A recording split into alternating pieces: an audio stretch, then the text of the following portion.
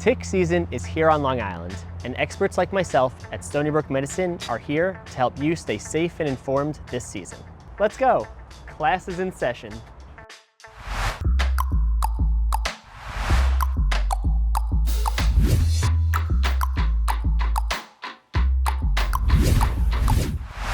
In today's class, we're covering everything you need to know about ticks. We're going to learn about the ticks found on Long Island, the diseases that they transmit, and the ways that we can keep ourselves safe from them.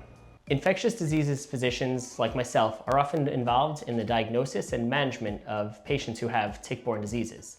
As a pediatric infectious diseases physician, I'm often involved in the care of children who may have been bitten by a tick, or when there are concerns that their signs or symptoms may be related to a tick-borne infection that may require treatment. The first step to preventing tick bites is avoiding the ticks altogether. So let's talk about where ticks are found.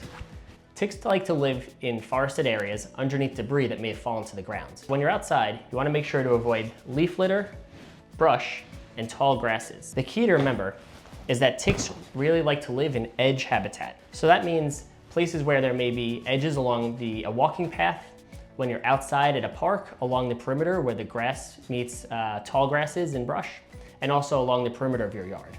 Now let's talk about the types of ticks that we have here on Long Island. The first type of tick we'll talk about is the black-legged tick, which is more commonly known as a deer tick.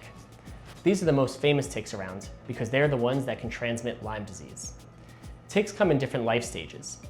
The deer tick are particularly problematic as teenagers or nymphal ticks because they're about the size of a poppy seed but can give you Lyme disease, as well as other infections like babesiosis and anaplasmosis.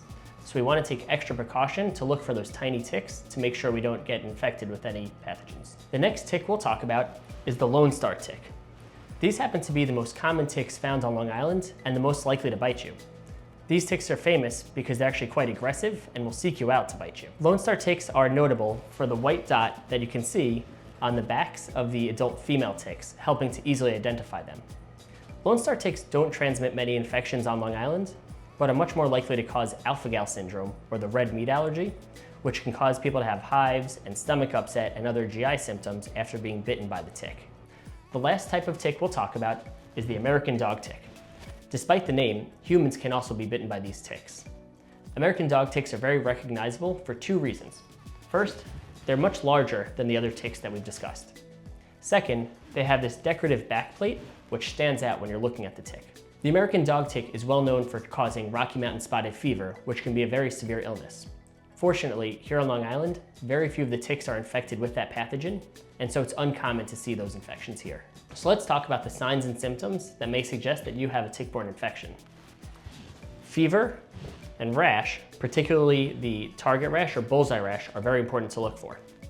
You also want to keep an eye out for sudden onset of headache or neck pain, chills, and joint pain. And what happens if you have these symptoms, but you haven't recently been bitten by a tick? If it's the spring or the summer, you should still speak with a medical provider because many tick bites are actually unwitnessed and can still result in infections that need to be treated. What are the strategies we can take to preventing tick bites altogether? If you're going to be outside an area where ticks like to live, you want to make sure to wear long sleeve shirts and pants, and you can tuck your pants into your socks. That way, if a tick does make its way over to your clothing, it can't get onto your skin and bite you. Of course, you want to make sure to avoid tall grasses where the ticks like to live the most. When you're outside, you want to make sure to wear insect repellent. We typically recommend DEET at 20 to 30% concentration to keep the ticks away. You can also treat your clothes with a solution called permethrin, which will kill ticks on contact, but make sure not to get any of it on your skin because it can be harmful. Once you get back inside, you want to make sure to conduct a thorough tick check. Ticks like to hide in all parts of the body, so you want to make sure to check in your hair, behind the ears, at the belt line, and between skin folds. That's where the ticks like to hide the most, so that way you can make sure to get rid of them if they are attached. You also want to take your clothes and put them in the dryer on high heat for about 10 minutes, which will kill any ticks that are attached to your clothes. So class, I hope you thoroughly enjoyed my tick talk. With the warmer weather upon us, it's the perfect time to get outside and enjoy nature. But let's make sure to do so thoughtfully so that we can avoid tick bites and keep safe throughout the rest of the year.